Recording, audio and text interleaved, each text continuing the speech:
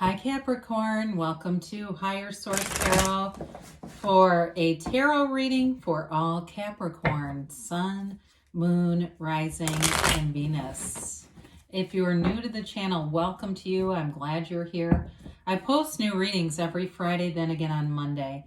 So if a reading doesn't resonate, you can always check back in a couple of days and watch a new reading, or look around at other areas of your chart, readings that represent other parts of your chart. That will give you a more complete profile of the energy around you, or even look around on the Monday readings, because the format or style of reading on Mondays is different every week. It's a different format or style, like I said, every week. And thanks to everybody for supporting the channel in all the ways that you do, from watching readings to hitting that like button. That does something to the YouTube algorithm so that people are searching for these readings will find them.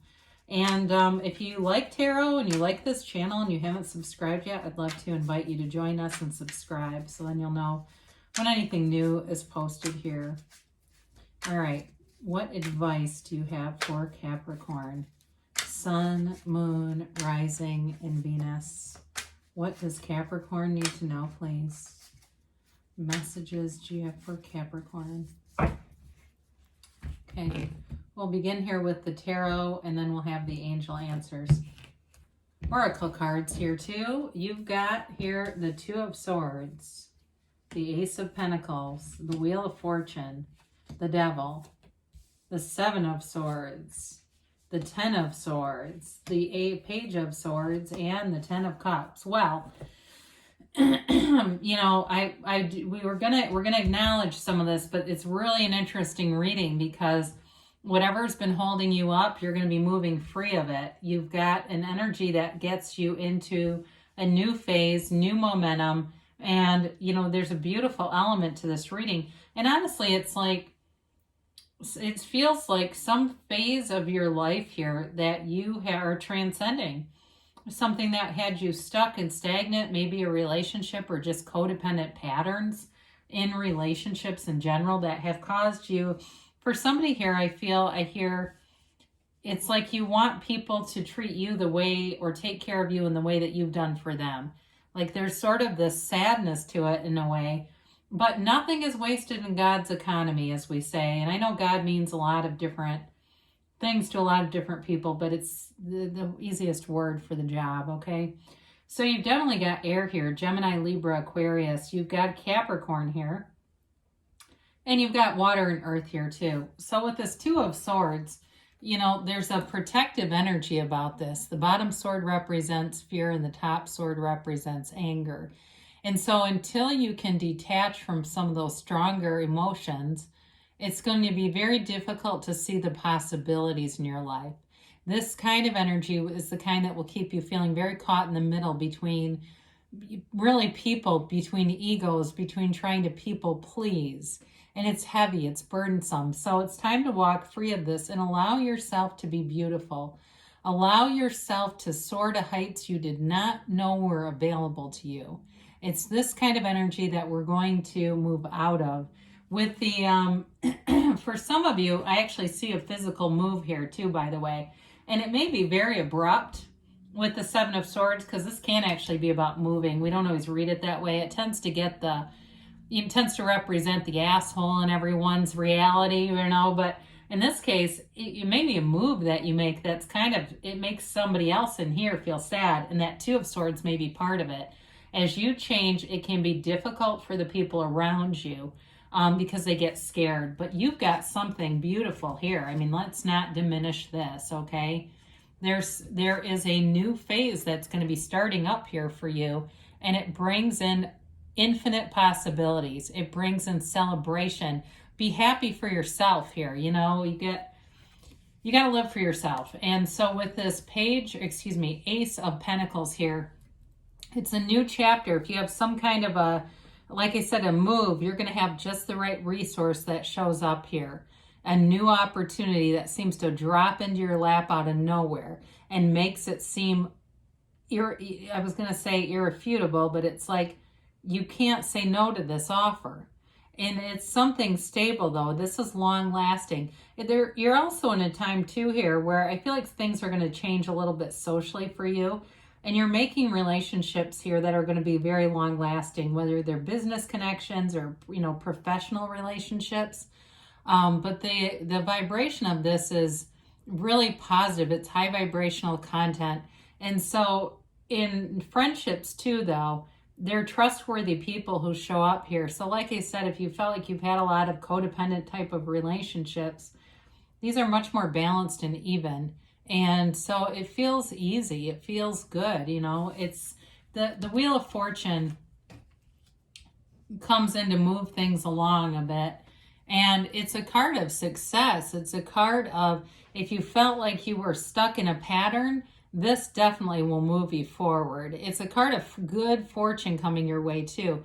So all the right people show up. The right timing is there. You see what you need to see when you need to see it. It's being in sync with the universe, because the universe is always trying to interact with you. The universe is on your side and co-creating with you. And so when we have our mind dominant, we start to bring in stuff we don't like because it's fear-based. But this is releasing the resistance, and it's being in this high vibrational place. It's also a card, though, where you are connected with the divine. The outside of the wheel says tarot if you begin with the T, but if you go around the wheel and you keep making new words, it represents the name of God in Hebrew. And so they're trying to tell you you're being divinely guided here into a new phase with new opportunities. I mean, it really, to me, is like a mind-blowing shift for someone here.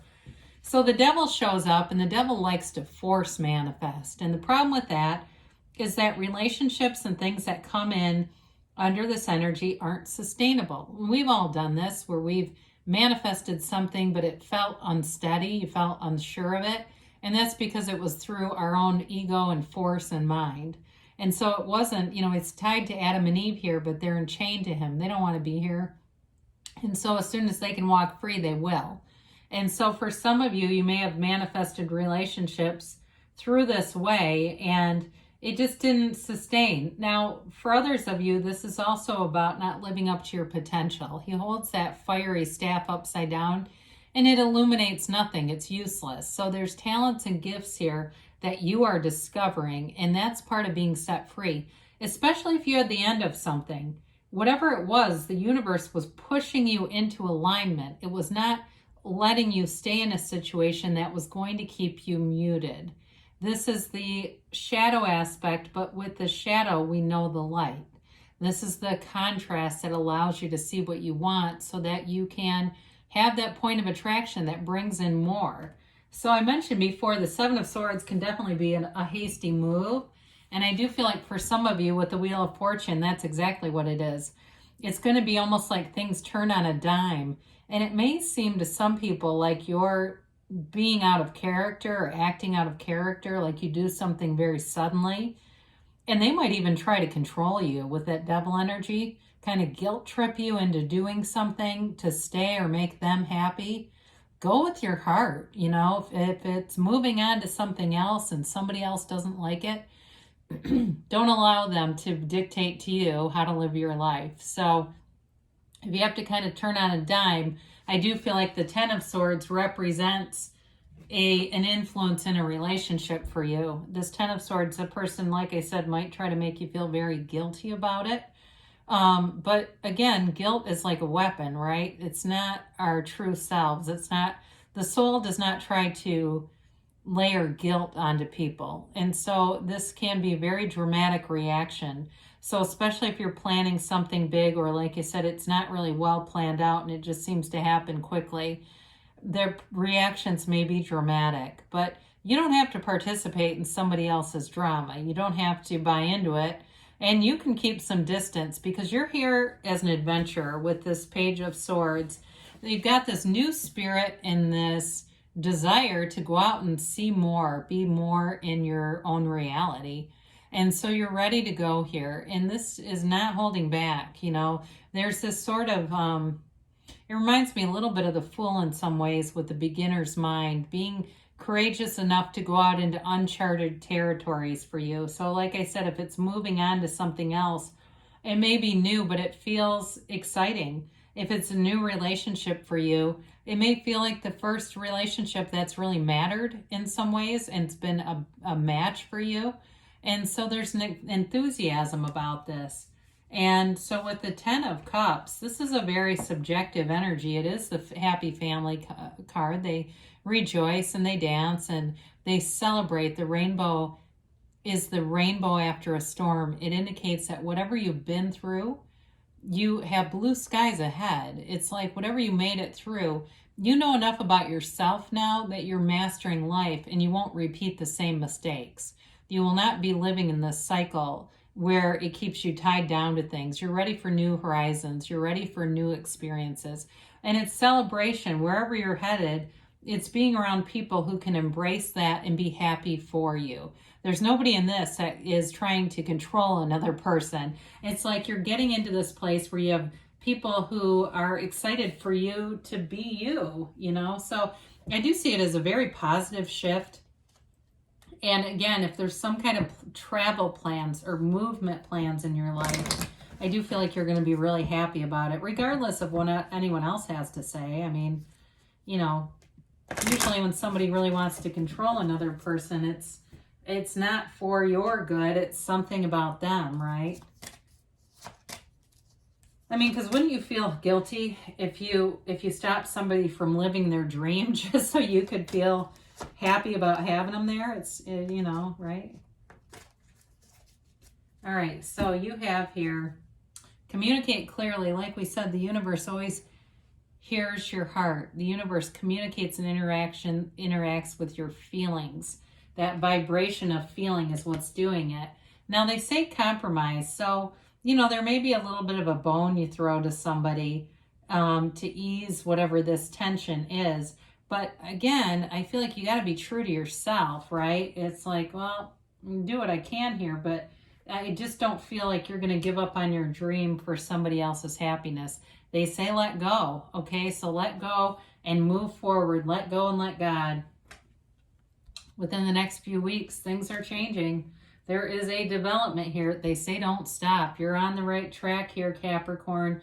Keep going. Good things are coming to you. I love you, and I'll be back again soon.